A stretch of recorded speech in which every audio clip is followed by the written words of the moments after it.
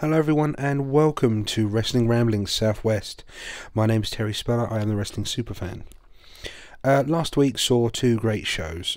First on Saturday, the 3rd of May, was the return of DWA in Tiverton. And for those who are interested, here are the results. The Alpha Males beat The System. Dirty Dick and Bainsley beat Gilligan Gordon and Sam Bronson. Ricky Diamond beat Justin Sizem. Dirty Dick, Bainsley and Alpha Males beat The System, Gilligan Gordon and Sam Bronson, and Chris the Shark Andrews beat the winner PJ Jones.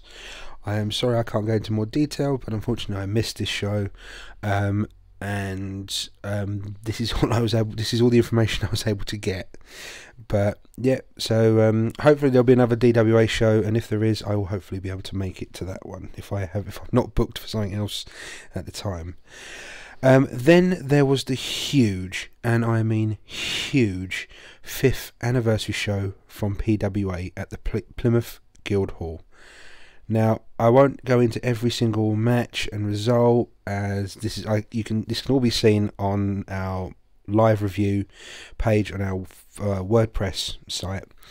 Plus, also I wrote quite a bit about it. So, if you want all full details and stuff, then from what I can remember, it's there. Basically, I just want to go into a few thoughts and things about the show. First off, it was amazing. The atmosphere was intense and the crowd were the loudest and most vocal I have ever heard. And the sight of seeing people queued up at the doors leading into the main hall, going all the way down the stairs, out of the main entrance, out of the car park, around the car park and down to the courthouses, that seeing the line that long was insane. I've never seen that before, and that really was good. And I've said it before and I'll say it again to everyone who came to the show, thank you so much. You made it special. If it wasn't for the fans, PWA wouldn't be where it is now. I'm sure the manager and the co-owner and the owner, and stuff will go in and talk to you and will say the same thing. But from me, the MC, and as a fan, I'm a fan of you guys because you guys are awesome. You are. So, second, at the final count, I had around about 42 people email me and come up to me during the show, and have emailed me since the show, in voicing certain things or a certain thing, and something that happened, or not something that happened, but they voiced their opinion of a certain something during the show. Now, I want to be true to you guys, the fans, as well as protect the business, as I truly love the business. However, I do feel like I need to be honest and truthful and be on the ball with you guys, because you see me first at PWA shows, and I'm usually the last person you see at PWA shows in the ring. So I don't want to lie to you people, and I don't want to BS you people, because at the end of the day, you're the fans, you're clued up, you know what's going on, and I don't want to insult your intelligence. At the same time, I want to be careful, and I don't want to be a nasty person to anyone. So it is I think I do sometimes have to walk a fine line. I do totally agree with nearly 99% of everything you said, these people who mailed me and talked to me. And it's good to know I'm not the only one who saw it, and I'm not the only one who thought it. So to those who felt that they could talk to me and tell me these things, thank you for trusting me. I'm not going to say much more, but I have spoken to the promoter. I've told him and voiced your concerns and your opinions and feelings on the matter, and fingers crossed it won't happen again, and you won't have to be put through that again. So yeah, That's all I'm going to say there. Now, the show itself. The Battle Royal was a fun warm-up, and it was good to see Josh Knott, Simon Harding and Rob Britannia on the show. Those three, always are fun. Josh Knott is, I've said it before, he's like PWA's and the Southwest's Chris Sabin. You can put him in any match, anytime, and he will perform brilliantly. Simon Harding always gets the crowd behind him, and Rob Britannia is part of my Fantastic Four. So, what is there not to like? So yeah, like I say, the Battle Royal was a fun little warm-up for the show. I thought Danny Walsh put on a great showing, considering, and really did try his best in the match. And yeah, it's great to see how over he is with the crowd. You guys all seem to love Danny Walsh, and it's deserved, because, as I think a lot of you saw, he can work his absolute arse off. And he can be entertaining no matter what the circumstances. The Sicko versus Richard Wolseley match was a real highlight to me, and they both beat each other royally. These two always pull out all the stops when fighting each other, and they know each other's moveset so well. The crowd was loud and really 50-50, and that just added to so much, just to the atmosphere brilliantly. But finally Richard made Sicko tap out and the roof came off, and it was a very, very deserved win for Richard Wolseley, and the fact that the crowd started a "You deserve it" chant just summed up the mood and the atmosphere, and it was very true. He does deserve it. He's been in PWA since, I think, near the very beginning, and he's come so far. And to be crowned the first British champion in PWA was a genuinely cool moment, and I really did love that. And the "You deserve it" chants and the applause that he got from it really did prove that he is the Plymouth people's champion. So there, that all started. Everything was good so far. John Harding comes out and with the new British belt and hands it to his longtime friend, and they hug. Then all of a sudden, out of nowhere, and I genuinely did not see any of this coming, John Harding powerbombs his best friend and new champ. Not only that, he sets him up for Sicko to deliver one hell of a punt kick to Richard's head, nearly knocking his head into the second row. It was no pun intended, it was sick. It really was. He booted him so hard in the head, I honestly thought that was it. I think Richard was out at this point. But what the hell just happened was my first reaction. Why has John done this and sided with Johnny Sicko after everything? After all the story and the history that Johnny Sicko and John Harding have, and the fact that he's turned on what was, as far as everyone is concerned, his best friend, and nothing was pointing to this happening, and the crowd was genuinely shocked, and so was I. I, honest to God, had no idea that anything. There was nothing, no hint that this was going to take place, and I mean, because as far as I was aware, Richard and John were friends, and you could see that in the ring up until that moment, and it really was a shocking moment, and it really did, and I'm glad the crowd saw that moment as well, because it really was a shock, and it's going to be very interesting to see what happens next.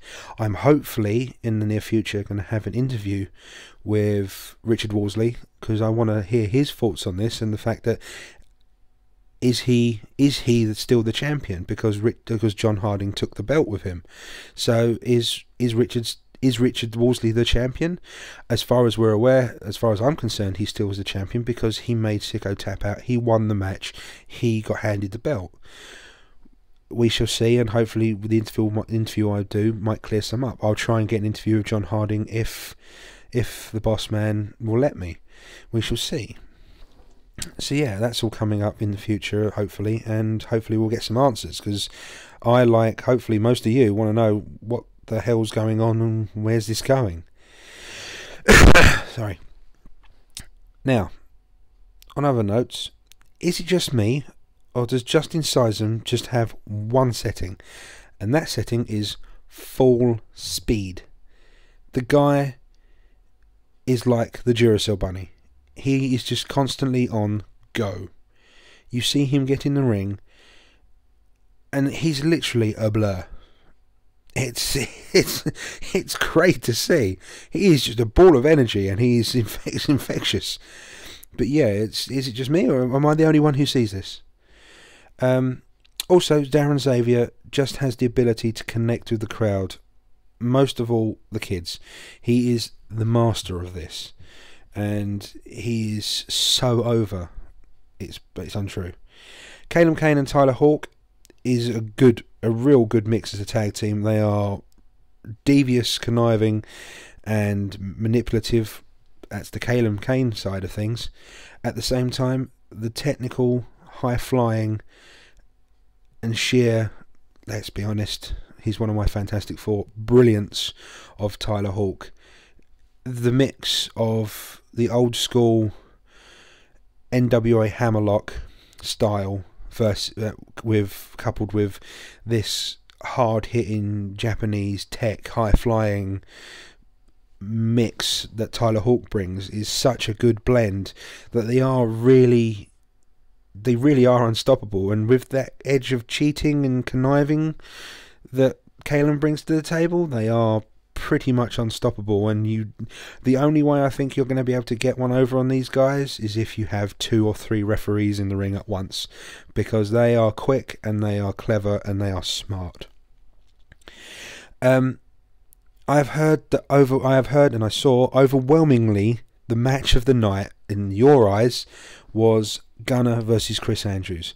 I kind of agree, but I really enjoyed PJ Jones versus James Storm, maybe just a little bit more, but that might just be because the cowboy hit the eye of the storm on PJ, and I love that move. I've always loved that move, and I'm a huge fan of James Storm, not just because I've actually met him and he's a really, really nice guy, but I've liked James Storm since AMW, America's Most Wanted days, when him and Chris Harris had this great feud with Triple H, which was Elix Skipper, Christopher Daniels, and Loki. And they had this, I think it culminated in a 6 sides of steel match where Elix Skipper tightrope walked across the cage and delivered a Hurricane Rana from the top to, I believe it was actually James Storm he delivered it to. But yeah, that match really, really stands out in my mind.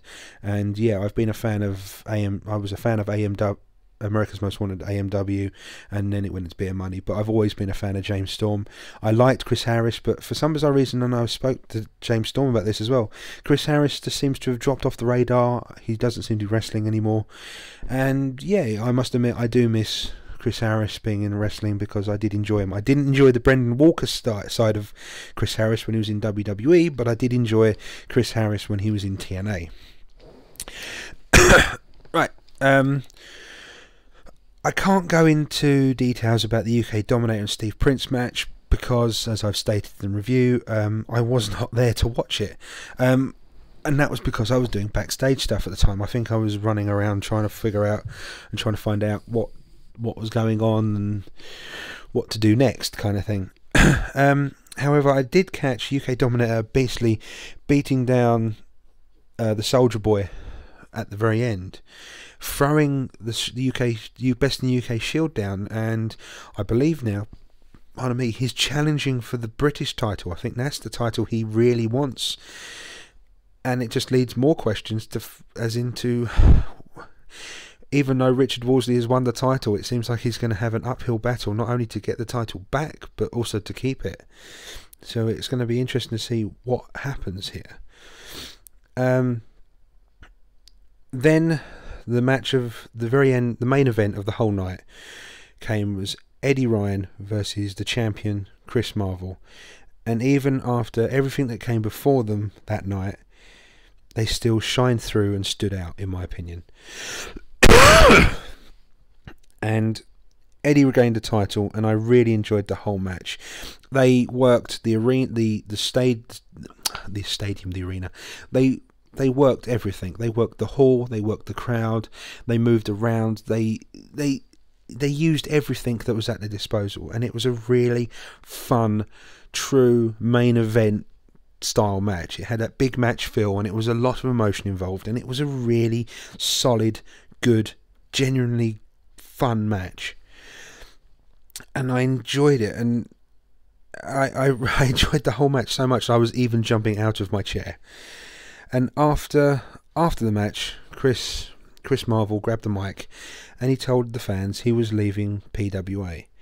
This wasn't out of spite for losing the title. He just generally thought that he had done everything he needed to do in PWA, and he said he was leaving. If this is 100% true, then I will state now in front of all of you that I will miss seeing him work.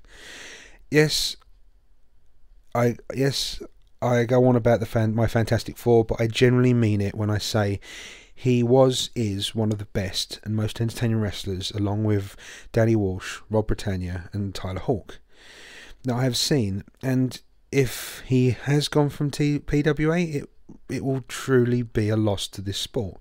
And when he finally hangs up his boots. So, breaking the fourth wall, here right now, I'm talking directly to you, Mark Walsh. That's right, I'm actually using your proper name. I'm not doing the whole Chris Marvel crap. Not going to go there. This is me, Terry Speller, talking to you, Mark Walsh, through the medium of internet podcast. If you have gone from PWA, then from me personally, thank you so much for giving the fans some great matches and helping put PWA on the map. I, for one, will miss you not being part of the PWA locker room, and I generally will. It generally upsets me thinking that you won't be part of it anymore, and that there's the dynamic of the locker room and the shows will change without you being there, and whether or not that's a good thing, that's to be seen. But I generally am going to miss you, and it's definitely not going to be the same. Right, moving on to that, from that emotional man momenty bit there, bit of bromance stuff going on. Next Saturday, May 17th, Torquay Town Hall, Pro Wrestling Pride have their huge anniversary show, and I am really looking forward to this, as it has Darren Saviour take on Danny Walsh for the Pride Heavyweight Championship. And the match I am really looking forward to, Ultimo Tiger puts his mask on the line for the chance at Tyler Hawk's Catch Division title in an I Quit match. Those going to the show, if you get a chance, look at me during this match. I swear I will have a smile from ear to ear, and I will be marking out big time. I genuinely, I am not BSing you all, genuinely looking forward to see that match in particular.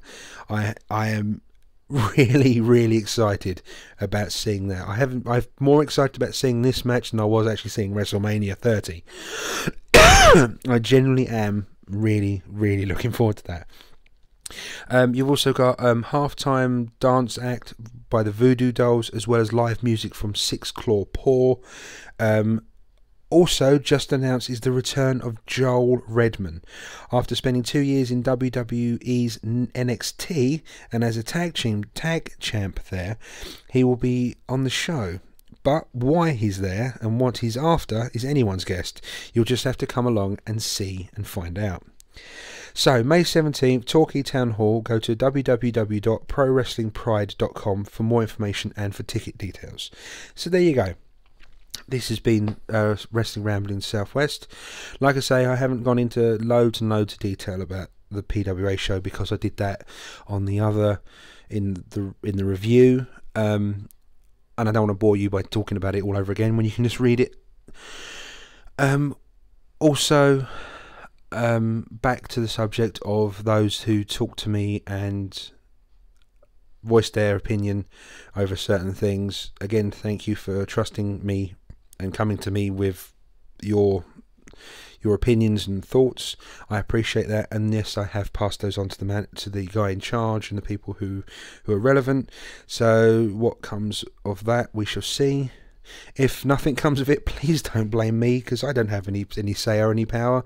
All I can do is just, if you've got concerns, or you see something that is annoying you, or something that a show really didn't quite get you, then just tell me.